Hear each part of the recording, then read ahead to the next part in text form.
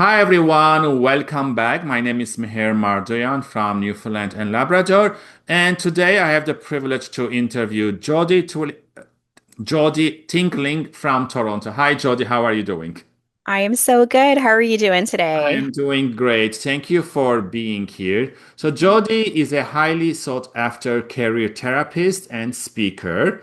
She empowers mid level professionals, students, and early career professionals to navigate their career path with confidence using the transformative CLEAR framework.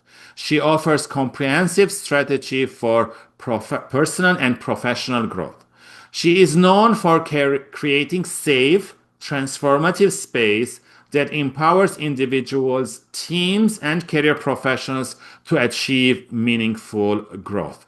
So, Jody, my first question for you is Sure. why having career clarity is the first thing job seekers need to do before applying to any job? Yeah, I think that's a great question because you do have to start somewhere, Yes. right? And so, career clarity, I always tell folks it is the most foundational thing that you can do for your career. I think a lot of times people just want to jump into the role Yeah. right away, not necessarily knowing if that role is for them or it's just a role that is available, Mhm. right? So it is really, really important to spend some time to just map out your next steps to really understand, what it is you want to do, where it is you want to go, and what does that look like. I always encourage my clients to even think about, like what is their short-term vision and what is your long-term vision, Mhm. right? So the short-term vision could be very much, okay, well, I'm going to get something right now. Of course, everybody has to pay the bills. And Yeah. so, that could very much be your short term is, Mhm. number one, I have to pay the bills, I have to survive, I have to be able to, have something that I have Yes. going on in my career, right? Your long-term vision, however, is something that you're continuing to work on Mhm. consecutively every single day. Now, it would be ideal if you could align the short-term vision with the long-term Yeah. vision, because then you're taking targeted steps every single Mhm. day to get to that pathway.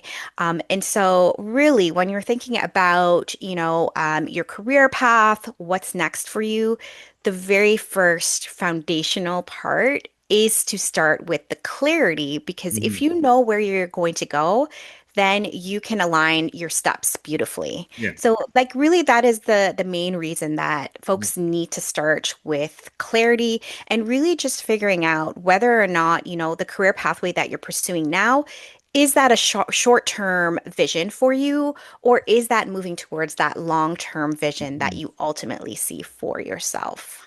And for your clients, is there any specific website that they can do the clarity? Is there specific exercises that you give them, or how do they can find the clarity?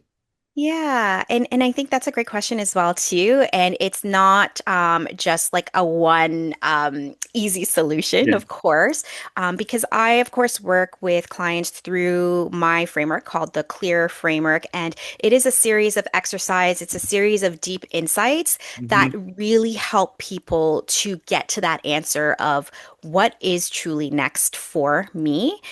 And so I would encourage people, if you are thinking about clarity, the very first thing that you can start to do, and this is what I have my clients do as well too, when they start working with me, is to one, sit down with yourself Yeah. and get in a moment of like quiet space where you can Mhm. start to reflect on your career journey. And one of the things that I do have my clients do, even before we start to connect, is an exercise that's called, career journaling. And Yeah. so, what I have folks do is start to really just reflect on, number one, what are your career energizers, Mhm. right? So, what were the things in your career that was like engaging and energizing for you? And what I have folks do as well too is like take a look back at your resume. Right? Take a look back at your resume to say, what were the projects that I was really, really engaged in?